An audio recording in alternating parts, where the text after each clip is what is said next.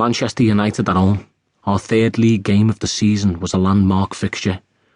Our shared past with United was so tangled, so embittered, it consumed me. I was always desperate to play against them. Even if there had been more defeats than victories, it seemed different for Daniel Sturridge. My memories of that game are dominated by the build-up and Daniel feeling he was touch and go in terms of his fitness and desire to play. Facing Man U without Louis was tough enough. If we lost Daniel as well, most of our ammunition would be gone. We stayed at the Hope Street Hotel before the match and had our usual team walk. I positioned myself so that I walked next to Daniel for the whole 15 minutes. I had to try to persuade him to play. I knew how badly we needed him to get the 3 points against United. Otherwise, we'd have to start with Aspas up front. He'd had a few nice little moments, but I was even more sure that the Spaniard lacked the physical power and strength to lead the line for Liverpool in a Premier League game. Our best chance of beating United was pinned on Sturridge leading the line. Daniel is one of those people you have to boost sometimes with a, "Come on, you're our main man, we need you, so just go for it." You never needed to say that to Louis. It was as if Louis was indestructible. I don't think he ever missed a game through injury at Liverpool. I had seen Louis walk into Liverpool's treatment room twice, and once was to get a bag of ice before he walked out again. Louis doesn't really do treatment rooms. I remember him playing against Arsenal with a hamstring injury. That's the Suarez mentality. Luis Suarez would run through a brick wall for you. Some players with unbelievable talent are also born with additional gifts. Toughness, resilience, sheer belief.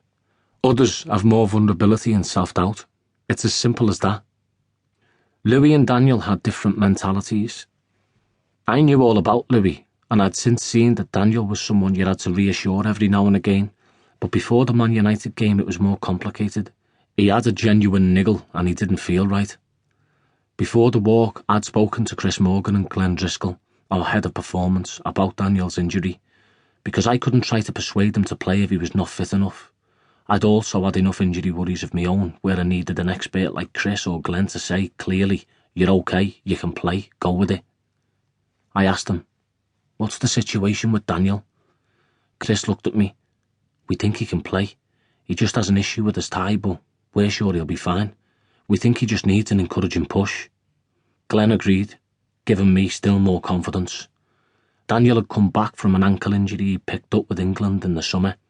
He'd had to undertake an individual pre-season fitness regime, and then, because we didn't have Louis, he was straight into games. After Villa, we had played Notts County in a midweek Capital One Cup tie. It had not been great.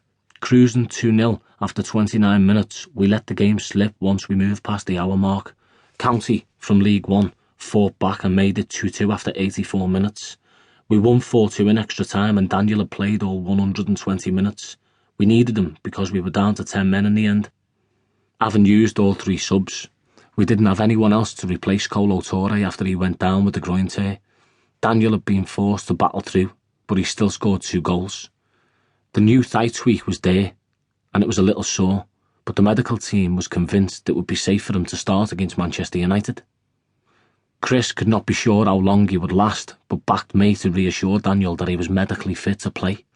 He and the other physios, as well as the manager, had tried to cajole him into playing without any success.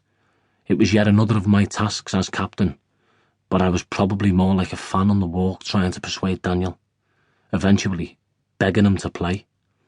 I said if it was no good after 10 or 15 minutes, he could come off.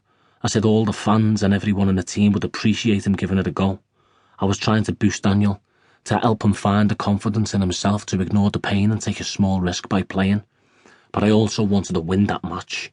I was desperate to have Daniel on from the start. "All right," Daniel said at the end of the walk. "I'll give it a go." At last I could turn my attention to United.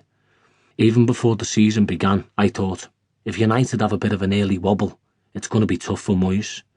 It seemed as if Moyes felt the same. He is an intelligent and strong manager, but once he arrived at Old Trafford, I think he suddenly realised it would be a huge job to replace Alex Ferguson. United won the first game of the season 4-1 away at Swansea. They then faced Chelsea.